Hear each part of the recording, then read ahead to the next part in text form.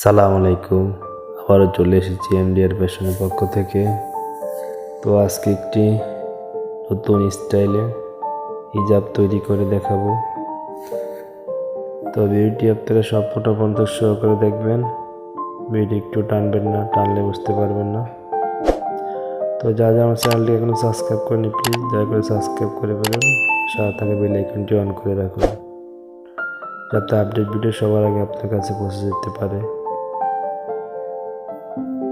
এটা হচ্ছে মাথার টুপিটা হিজাবের, এটা আমরা ডাবল করে নেব।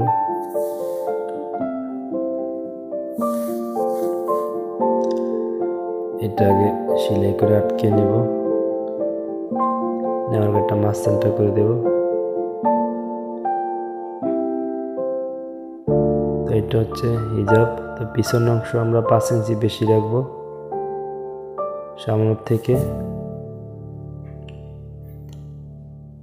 এটা হচ্ছে গ্যার, আমরা একটা মাঝখান করে একটা থাকান দিয়ে নেব।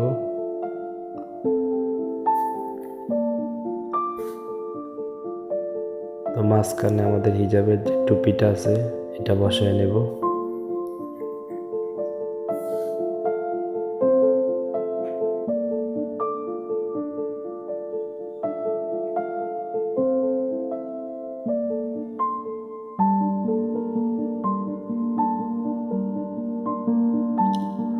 এটা লাগানো হয়ে গেছে।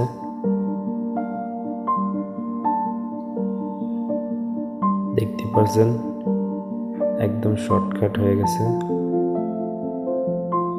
তো এখন আমরা নিচে বর্ডার করব। তো আমরা প্রথমে কাপড়টাকে উল্টা দিক থেকে বাঁ দিকে চলে যাব। বর্ডারের চড়া হচ্ছে 1 ইঞ্চি।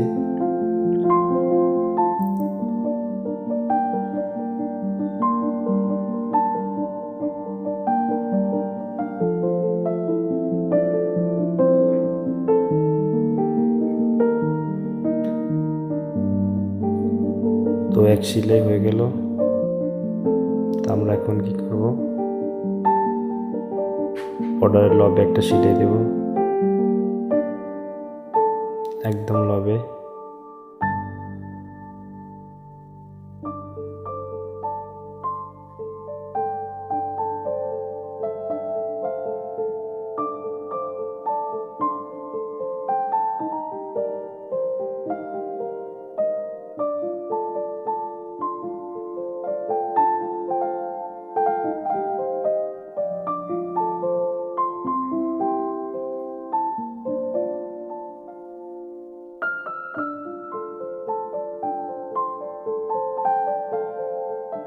দর্শক ভিডিওটি একটু মনোযোগ সহকারে দেখবেন।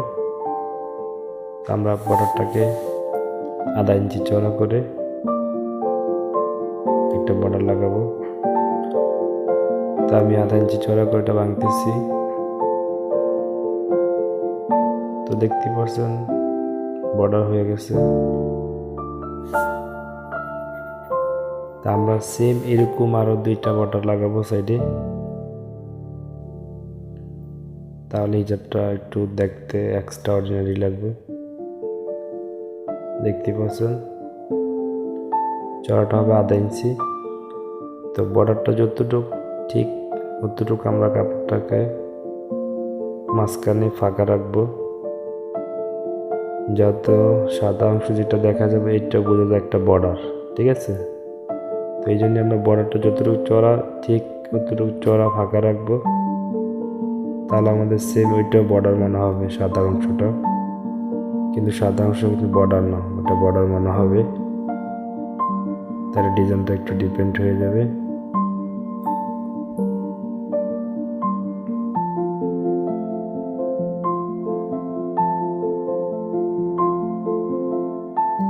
নিচের কাপড়টা একটু ঢিল দিবেন, আর উপরের যে বর্ডার কাপড়টা একটু টান রাখবেন, তাহলে আর কুচকাবে না। তো আমরা আবারও দ্বিতীয় বর্ডারের কাজ চলতেছে।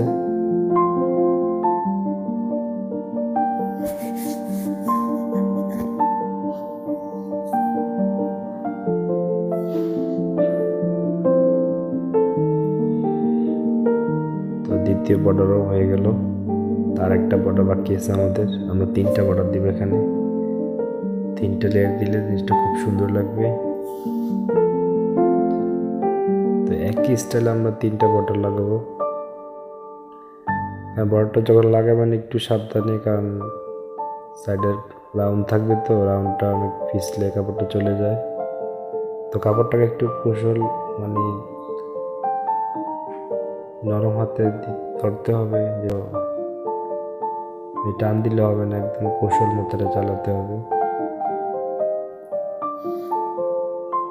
নিচে কাপড়টা ঢিল দিবেন, তাহলে আর সমস্যাটা হবে না। হালকা একটু ঢিল দিবেন, উপরেটা একটু টান টান রাখবেন, তাহলে দেখবেন বসে যাওয়ার কাপড়টা।